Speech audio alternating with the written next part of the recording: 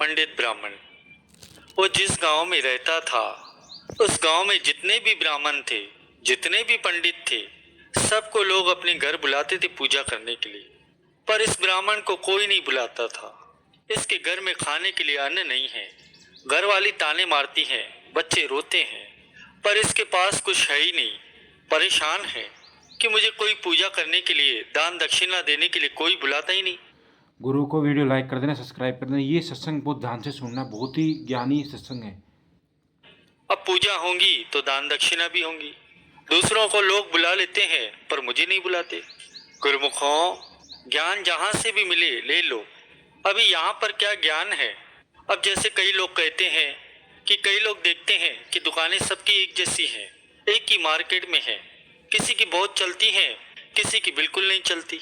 सोचते हैं ना कि हमारी क्यों नहीं चलती। इसका जवाब है इसमें। उसकी क्यों चलती है, इसका भी जवाब है इसमें। कोई कहे कि मैं अपने दिमाग से दुकान चलाता हूँ, अपनी मेहनत से दुकान चलाता हूँ। महापुरुष कहते हैं नहीं, मेहनत तो रोड पर जो मजदूर करता है, जो पत्थर तोड़ता है, इतनी मेहनत तो कोई कर ही नहीं सकता। एक एक प्रश्न का उत्तर है इसमें। हमारे पूज्य श्री ग्रंथ साहिब में एक एक प्रश्न का उत्तर है इसमें। ऐसा कोई प्रश्न नहीं जिसका उत्तर न हो। यह ब्राह्मण सोचता है कि मुझे कोई क्यों नहीं बुलाता। लेनदार दरवाजे पर खड़े हैं, रोज सुबह ताने मार के चले जाते हैं, फिर सुबह निकल जाता है, शाम को आता है, पर कोई नहीं बुलाता घर पर पूजा करने के लिए। घरवाली रोज कहती है कि लेनदार आए थे, ताने मारकर चले गए हैं, रोती भी है। अब तो उधार मिलना भी बंद हो गया है।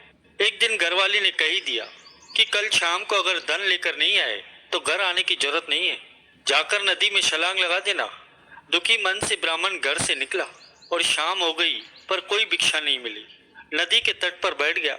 मन में ख्याल आ रहे थे कि सच में नदी में छलांग लगा ही देता हूँ, ऐसे जीवन का क्या फायदा। घर जाऊंगा तो घरवाली फिर से ताने मारेंगी, बच्चे भूख से बिलखते देखे नहीं जाएंगे, लेनदार सुबह फिर से आ जाएंगे। इससे अच्छा है नदी में छलांग लगा दूं, इस जीवन को ही समाप्त कर दूं। यह सोचते सोचते सुबह हो गई। मन बनाया कि अब नदी में छलांग लगा देता हूँ, डूबकर मर जाता हूँ। जैसे ही खड़ा हुआ, कानों में आवाज पड़ी। क्या आवाज पड़ी? सुबह का समय, रात के 3 बजे कानों में आवाज पड़ी, प्रभु के नाम की, नाम की, प्रभु के खुले नाम की। कानों में आवाज पड़ी प्रभु के नाम की। मन को बड़ी शांति मिली। पहली बार मन को इतनी शांति मिली। कदम बढ़ चले, जहां से आवाज आ रही थी उस तरफ से। नदी में छलांग लगाने जा रहा था, कदम रुक गए, कदम मुड़ गए उस तरफ जहां से आवाजें आ रही थी। चलते जा रहा है, क्या देखता है, कोई महापुरुष प्रभु नाम का जाप कर रहे हैं। कुछ लोग उसे बैठकर सुन रहे हैं। यह भी बैठ गया। रात के 3 बजे से सुबह के 6 बजे तक दिन चढ़ गया, सूरज निकल आया। जो लोग बैठे थे उठकर चले गए, पर ये नहीं जा रहा, ये बैठ गया। महापुरुषों ने समाधि खोली, इसे बुलाया अपने पास। ये रो पड़ा, जोर जोर से रो पड़ा, सारी व्यथा सुनाई अपनी। और इसने सवाल पूछा महापुरुषों से कि प्रभु का नाम तो मैं भी जपता था, पर आज जो रस आया, यह रस मुझे कभी नहीं आया। क्या कारण है इसका? महापुरुष कहने लगे, इसके 2 ही कारण हैं। एक तो सबसे बड़ा कारण कि प्रभु का नाम किस समय जपा जा रहा है, ब्रह्मा मुहूर्त या कोई दूसरा समय है। संत महापुरुषों के वचन है कि जिस इंसान, पापी से पापी इंसान, शराबी, कबाबी, दुनिया के सारे गलत काम किए हो, कभी सत्संग में ना आया हो, जिसका मन कहीं ना जुड़ता हो, नास्तिक हो, ब्रह्मा मुहूर्त उठकर अगर संगत में आकर, दरबार में आकर बैठेगा, श्री गुरु महाराज जी के पास आकर बैठ जाएगा, उसका मन भी जुड़ जाएगा नाम में। नाम की बरकत है, इसे पहचानो। जिस मन को कभी शांति नहीं मिली, जो आत्मा कई जन्मों से अतृप्त है, श्री गुरु महाराज जी का अगर वह नाम जपेंगे, मन एकदम शांत हो जाएगा।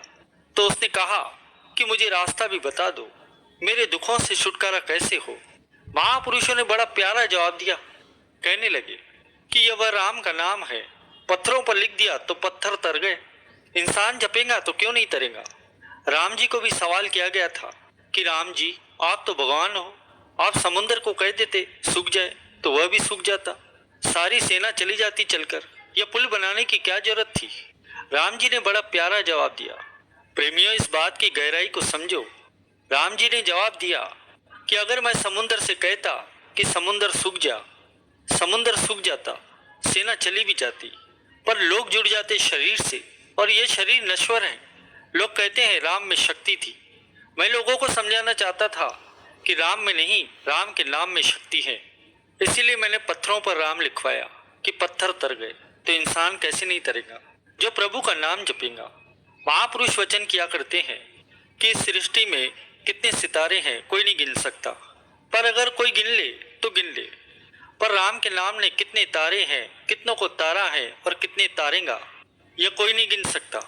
राम जी ने जितनों को तारा है शरीर में हम गिन सकते हैं, इसको तारा, उसको तारा, अहिल्या को तारा, इसको तारा, उसको तारा। पर राम के नाम ने जितनों को तारा ये कोई नहीं गिन सकता। इसलिए राम से बड़ा राम का नाम।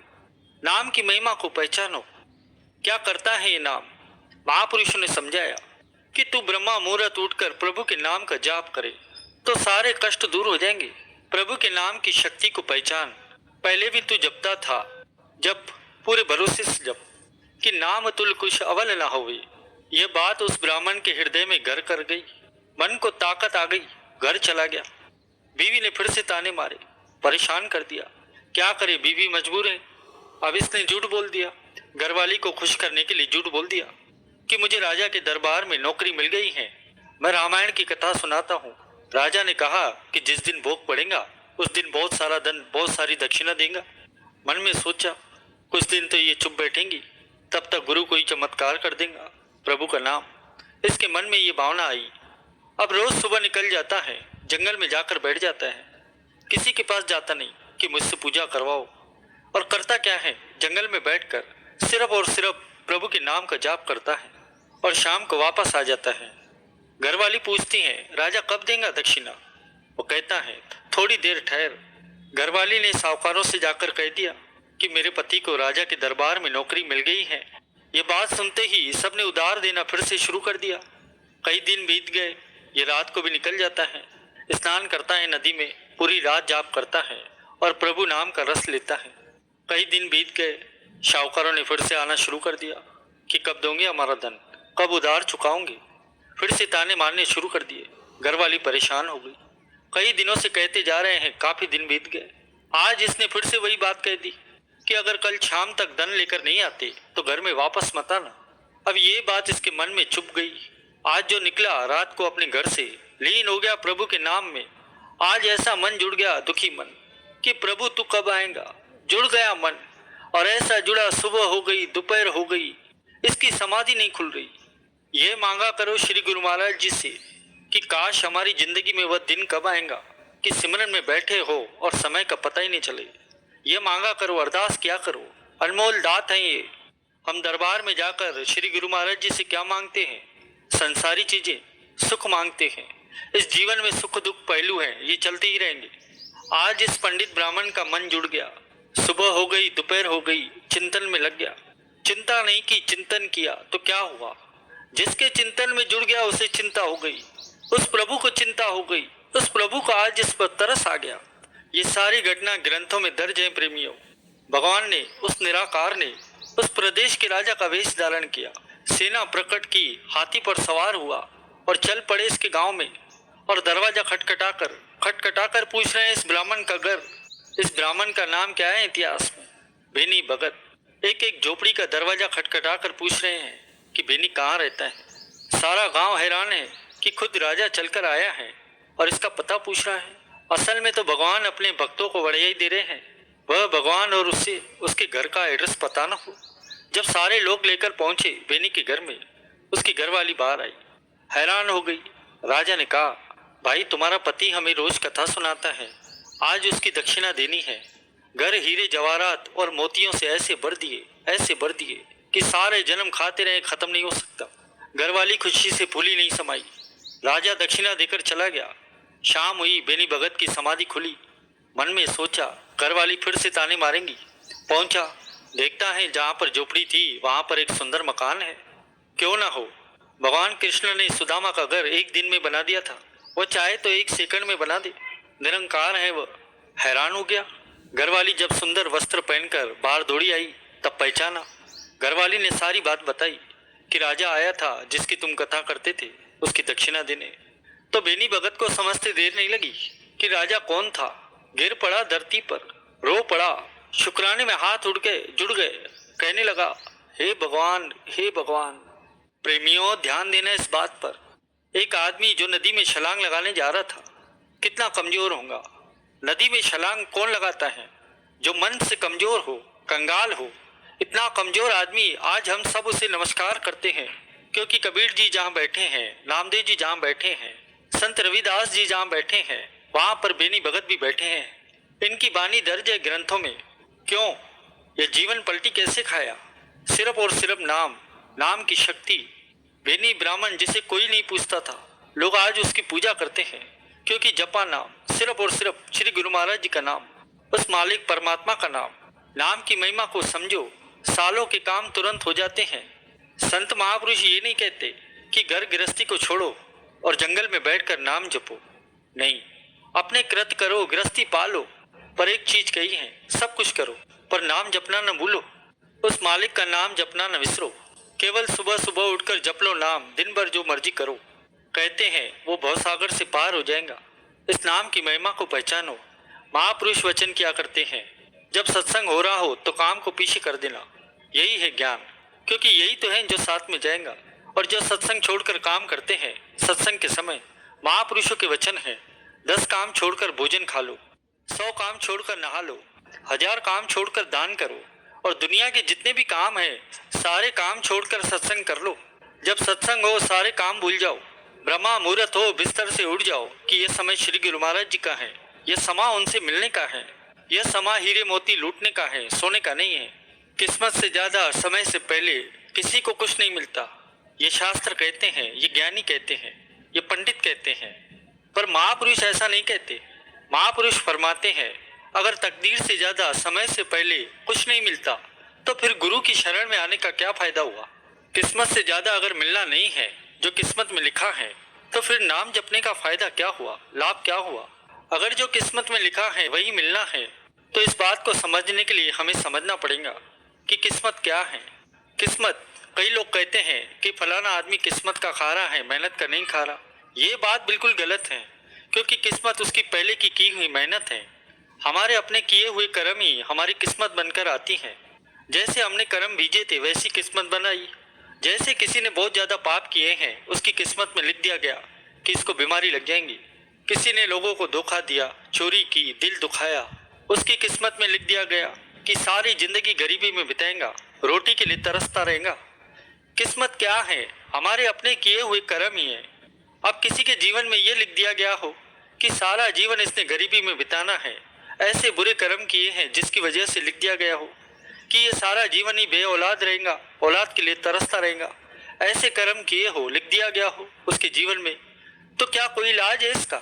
कोई तरीका है जिससे ये पूरे जन्म का दुख, अगर 20 साल का या 40 साल का दुख है, तो क्या ऐसा कोई तरीका है कि 40 महीनों में कट जाए, 40 हफ्तों में कट जाए, 40 दिनों में, 40 मिनटों में कट जाए, या फिर सपने में ही कट जाए?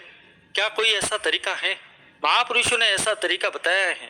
यह जो विचार हैं महापुरुषों के, बड़े ध्यान से सुनना, बहुत सवालों के जवाब मिल जाएंगे इसमें।